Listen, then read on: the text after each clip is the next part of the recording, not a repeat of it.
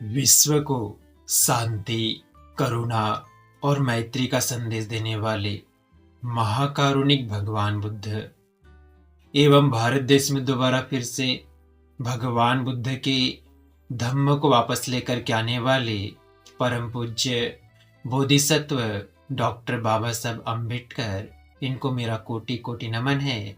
आप सभी साथियों को नमो बुद्धाय, मैत्रीपुंज जय भीम। आज हम धम्मपद में आगे जानेंगे,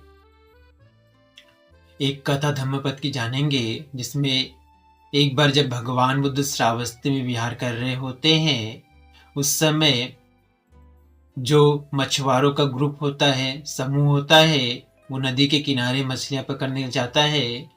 तो वहां उनके जाल में एक सुवर्ण रंग की बड़ी मछली फंसती है। वो मछली को जब बाहर निकालते हैं तो देखते हैं कि उस मछली का ऊपर जो शरीर है वो सोने का रंग का है, सोने का है। लेकिन जब वो मछली मुंह खोलती है तो पूरा जो वहां का वातावरण है पूरा दुर्गंध से भर जाता है। बड़ी अद्भुत मछली थी, तो इसलिए जो मछुआरे होते हैं उसको राजा के पास में ले जाते हैं वहां के। तो राजा देखता है कि मछली बड़ी अद्भुत है, कि उसका जो शरीर है सोने के रंग का है, लेकिन जैसे मुंह खोलती है तो पूरा जो नगर है, राज्य है या महल है, वो दुर्गंध से भर जाता है।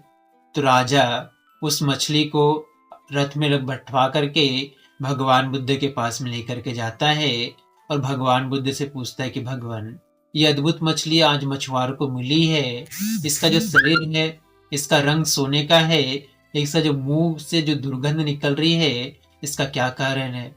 तो भगवान बुद्ध इस मछली को देखते हैं, कुछ देर शांत रहते, कहते हैं कि राजन, ये मछली पूर्व जन्म में काश्यप बुद्ध के समय में एक त्रिपिटकाचारी भिक्षु हुआ करता था, क्योंकि इसने बहुत दिनों तक भगवान बुद्ध के वचनों का पाठ किया था, भगवान बुद्ध के धम्मों को पढ़ा था, इसलिए इसका जो शरीर है वो सोने का रंग का हो गया।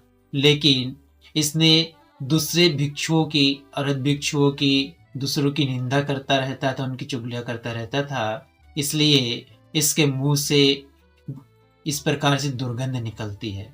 तो भगवान बुद्ध कहते हैं कि जो मनुष्य होता है उसके जो कर्म होते हैं, जब मनुष्य बुरे विचारों से किसी बात को बोलता है या सिर्फ दूसरों की निंदा चुगली करता रहता है, तो उसके ये बुरे कर्म ही उसका नुकसान पहुंचा देते हैं, बाहर का कोई भी चीज उसका नुकसान नहीं पहुंचाता है। इसलिए मनुष्य को चाहिए कि अपने जीवन में शरीर, वाणी और मन, तीनों ही स्थानों से कोई भी गलत कर्मों को ना करे, बुरे कर्मों को ना करे, बल्कि अपने आप को अच्छे मार्ग में लगाए, सत्य के मार्ग में लगा करके चलाए। तो इसी मनुष्य का मंगल समाया है, इसी मनुष्य का कल्याण समाया है। सारे लोग भगवान बुद्ध के धम्मों को सुनते हैं और बड़ी प्रसन्नता पूर्वक भगवान को साधुवाद देते हैं। आप सभी लोगों ने भगवान बुद्ध के धम्मों को बड़ी श्रद्धा पूर्वक सुना, इसलिए भगवान बुद्ध, उनके धम्म और उनके संघ के प्रभाव के तेज से आपका, आपके परिवार के प्रत्येक सदस्य के जीवन का हर एक पल सुखपूर्वक बीते, प्रसन्नता पूर्वक बीते, मंगलमय हो, कल्याणमय हो। आप सबका मंगल हो, आप सबका कल्याण हो, आप सभी सुखी रहे, स्वस्थ रहे, खुश रहे, आप सबको सुख, शांति और सुकून प्राप्त हो। भवतु शब्द मंगलं रक्षन्तु शब्द देवता, सब बुद्धानुभावेन सदा शुद्धि भवन्तु ते। भवतु शब्द मंगलं रक्षन्तु शब्द देवता, शब्द धम्मानुभावेन सदा शुद्धि भवन्तु ते। भवतु शब्द मंगलं रक्षन्तु शब्द देवता, सब संघानुभावेन सदा शुद्धि भवन्तु ते।